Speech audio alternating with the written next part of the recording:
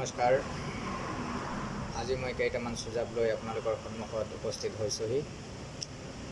আমি চৰকাৰক জনাব বিচাৰিছোঁ যে অসমৰ সাৰ্বজনীন উন্নতিৰ কাৰণে বিভিন্ন ধৰণৰ ফ্ৰী দিয়া আঁচনিসমূহ বন্ধ কৰি প্ৰত্যেকজন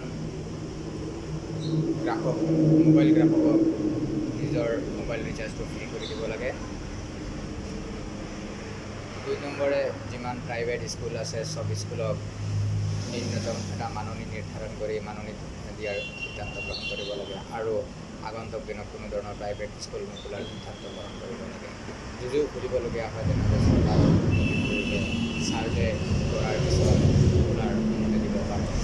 অন্যহাতে প্ৰতিজন ছাত্ৰ ছাত্ৰীক আপোনালোকে যি ধৰণৰ বিভিন্ন ধৰণৰ আঁচনি দি আছে সেইবিলাক আঁচনি বন্ধ কৰি শিক্ষাৰ প্ৰতি দায়িত্ব গ্ৰহণ কৰিব লাগে। গতিকে নিম্ন প্ৰাথমিকৰ পৰা উচ্চ শিক্ষালৈ সকলো শিক্ষা প্ৰতিষ্ঠান ফ্ৰী কৰি দিব লাগে। এডুকেশ্যনলৈকে বিভিন্ন ধৰণৰ আঁচনি ফ্ৰী কৰি দিব লাগে। অন্যহাতে যি ধৰণৰ ৰেচন কাৰ্ড আপোনালোকে বিতৰণ কৰি আছে এই ৰেচন কাৰ্ডসমূহ বিতৰণ যিমানখিনি কৰিছে ইয়াৰ মাপকাঠি নিৰ্ধাৰণ কৰি ৰেচনসমূহ বিতৰণ কৰাটোতো বাধ্যতামূলক হৈ আছে। অন্যহাতে সম অধিকাৰ সমবিকাশ আৰু সৰ্বাংগীন উন্নতিৰ কাৰণে প্ৰতিটো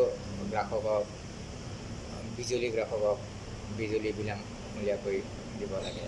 অন্যহাতেদি অসমৰ যিমান টোল গেট আছে সম্পূৰ্ণ টোল গেট ফ্ৰী কৰি দিব লাগে। ইয়াৰ অতিৰিক্ত আপোনালোকে যিমান কৰ কাটল বহাইছে সেই কৰ কাটলসমূহ মাফ কৰি দিব লাগে।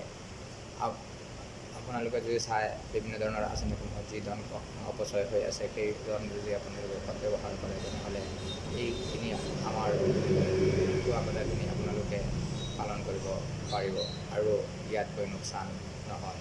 গতিকে প্ৰত্যেকজন নাগৰিকক সুৰক্ষা দিয়াৰ ক্ষেত্ৰত আপোনালোকে এই টকাখিনি এইসমূহ আঁচনিত ব্যৱহাৰ কৰিব পাৰে। ধন্যবাদ। জয় আই অসম।